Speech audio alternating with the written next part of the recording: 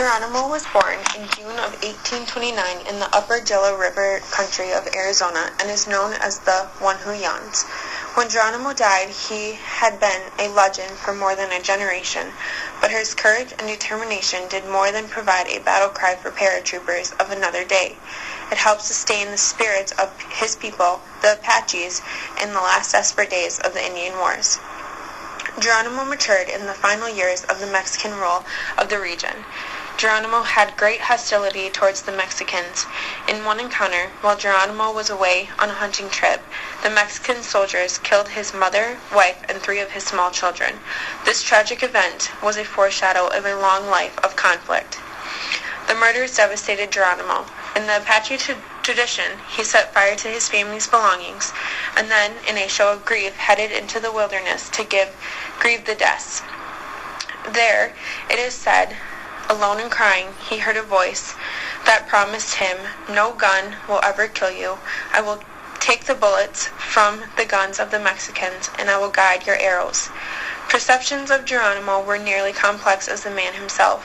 His followers viewed him as the last great defender of the Native American way of life, but others, including fellow Apaches, saw him as a stubborn holdout, violently driven by revenge and foolishly putting the lives of people in danger. The initial reservation established for the Apaches in 1872 included a portion of their homeland. The Apaches were unhappy with the prospect of any reservation life, but their dismay turned to anger when they were evicted from this reserve and forcibly gathered with other Apache groups on the San Carlos Reservation in Arizona in the mid-1870s. Geronimo bitterly resented the move, and he especially disliked San Carlos. For 4 long years, Geronimo struggled with his new reservation life. For the next decade, he and his followers repeatedly broke out from what they saw as an imprisonment. Once clear of San Carlos, they were difficult to locate and bring back to the reservation, for the Indians knew the countryside of the southern Arizona and northern Mexican far too well. Time after time, Geronimo sought release from restraint, despite the best efforts of the U.S. Army. Over the next 5 years, Geronimo and a small band of followers engaged in what proved to be the last of the Indian wars against the United States. Geronimo's repeated escapes embarrassed and provoked politicians, army officers, and the non-Indian population of the Southwest. Geronimo's very name brought terror to the people who continually heard of his evading capture and occasionally killing Anglo-Americans and Mexicans.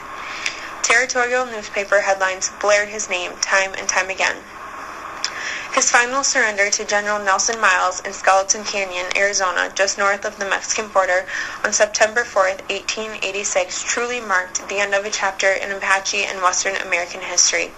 It meant exile for him and almost 400 of his fellow followers.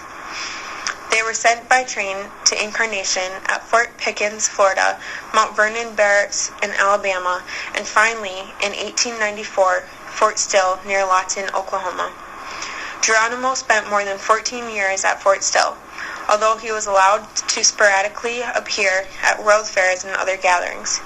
In February 1909, while riding home, Geronimo was thrown from his horse. He had to lie in the cold overnight before someone found him extremely ill. Geronimo died of pneumonia on February 17, 1909, as a prisoner of the United States at Fort Still, Oklahoma. He confessed to his nephew on his deathbed that he regretted his decision to surrender. His last words are reportedly to be, "I should have never surrendered. I should have fought until I was the last man alive." He is buried at Fort Still, Oklahoma, in Apache Indian Prisoner of War Cemetery.